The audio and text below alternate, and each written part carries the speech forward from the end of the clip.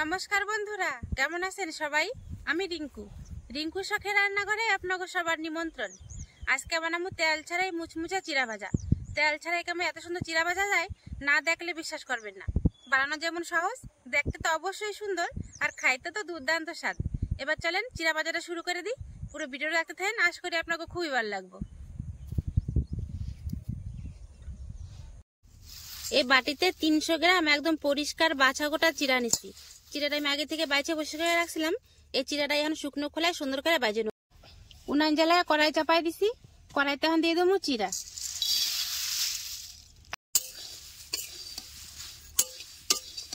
আর শুকনো খোলায় চিরা ভাজতে বেশি সময় লাগে না, 2 থেকে 3 মিনিট নাড়া চিরা বাজিয়ে নেবেন, তাহলে কিন্তু চিরাটা পুরোপুরি মচমচা সুন্দর ভাজা হয়ে যাবে। 3 মিনিট ধরে মাঝারি আছে চিরাটা বাজছি। চিরাটা এখন পুরোপুরি আমার ভাজা হয়ে গেছে। এবার নামাই নেবো। এবার কড়াইতে দেবো সাদা তেল।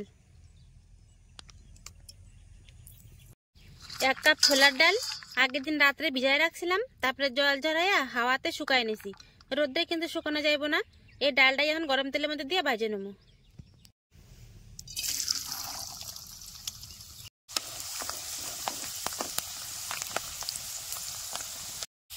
ছোলার ডালগুলো দেখেন উপরে ভাইসা উঠছে, তার মানে ডাল ভাজা হয়ে গেছে। এবার ডাল ভাজাগুলো উঠাই নেবো।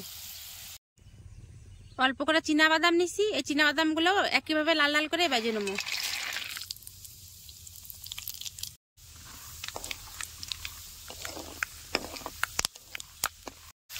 বাদাম ভাজা হয়ে গেছে, এবার বাদাম ভাজাগুলো উঠাই নেবো। 2টা কারি পাতা নিছি, এই কারি পাতা 2টাও তেলের মধ্যে ভেজে নেবো।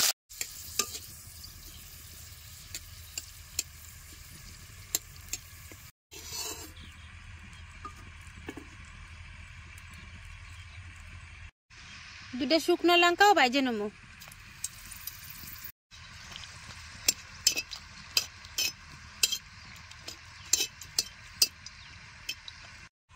লঙ্কা ভাজা হয়ে গেছে, এবারে উঠাই নেবো। উনানের আঁচ বন্ধ করে দিছি। এখন এই গরম তেলের মধ্যে আরো কিছু উপকরণ দিয়ে দেবো। প্রথমেই দেবো খুবই সামান্য অল্প একটুখানি চিনি, অল্প একটু নুন, অল্প বিট নুন, পরিমাণ মতো হলুদ, সামান্য ধনিয়ার গুঁড়ি, সামান্য দেবো জিরার গুঁড়ি। এবারে সবকিছু একসাথে ভালো করে একটু নাড়াচাড়া দিয়া এই গরম তেলটা সরাসরি এখন চিরা ভাজার মধ্যে দিয়ে দেবো।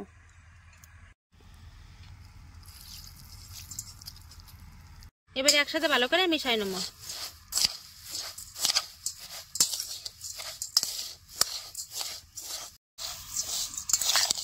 ব্যাস মিশানো হয়ে গেছে। দেখেন কি অপূর্ব সুন্দর হয়েছে চিরা ভাজাটা। কতখানি বোঝা যাচ্ছে আমি বুঝতে পারতেছি না, কিন্তু আসলে কিন্তু চিরা ভাজাটা খুবই সুন্দর দেখান ধরছে। দাঁড়ান, চিরা ভাজা কিন্তু এখানে শেষ না, এর মধ্যে আরো কিছু উপকরণ দেওয়ার বাকি আছে। চিরা ভাজায় নুন, চিনি, মশলাপাতি সবই দিছি, কিন্তু আসলে লঙ্কাই আন্তরে দিই নেই গা। লঙ্কা দুটো এবার গুঁড়ি করে দিয়ে দিলে কিন্তু হয়ে যাব আমার তেল ছাড়া মুচমুচে চিরা ভাজা রেডি। তেলটা অবশ্য পরে দিছি, কিন্তু তেল ছাড়াই কিন্তু চিরাটা ভাজছি। আর চিরা ভাজাটা কতখানি মুচমুচে হয়েছে দাঁড়ান আপনাকে একবার দেখাই। এই দেখেন 1 মুঠ চিড়ে নিলাম হাতে, আওয়াজ শুনতে পারছেন? আর দেখেন পুরো একদম গুঁড়ি হয়ে গেল গা। আমার চিরা ভাজা পুরোপুরি রেডি। আর এরকম করে চিরা ভাজা কে কে খাইছেন অবশ্যই কিন্তু আমরা জানাতে ভুলবেন না। আর দেখেন কত ঝরঝর আর মুচমুচা চিরা ভাজা, সেটা তো দেখে বুঝতে পারা যাচ্ছে আর করার কিছু নেই। দেখেন কত লোভনীয় লাগা ধরছে।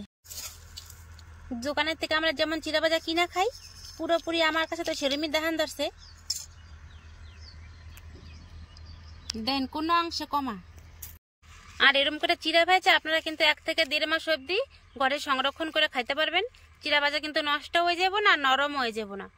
এবার দাঁড়ান খাই দিম কেমন স্বাদ হয়েছে। আপনারা তো দেখছেনই 10 মিনিটে কিন্তু সময় লাগে না আমার চিরা ভাজাটা হইতে। 10 মিনিটের মধ্যে কিন্তু আমার দারুণ সুন্দর একটা চিরা ভাজা হয়ে গেল। যদি বন্ধু বান্ধব বাড়িতে আসে, ঘরে চিরা থাকলে ঝটপট কিন্তু বানিয়ে দিতেই পারেন। চা বানানোর আগে কিন্তু চিরা ভাজা হয়ে যাবে। এবার খাই দিই কেমন হয়েছে।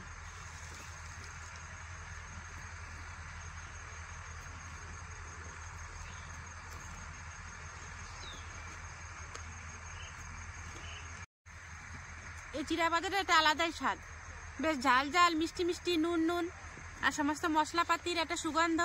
মোটমাট কিন্তু দারুণ হয়েছে খেতে, আর পুরো মুচমুচা। একটু কচি কচি কারি পাতা বেশি করে দিছি, দেখছেনই তো আপনারা। কারি পাতার গন্ধে চিরা বাজার পুরো একটা আলাদাই স্বাদ।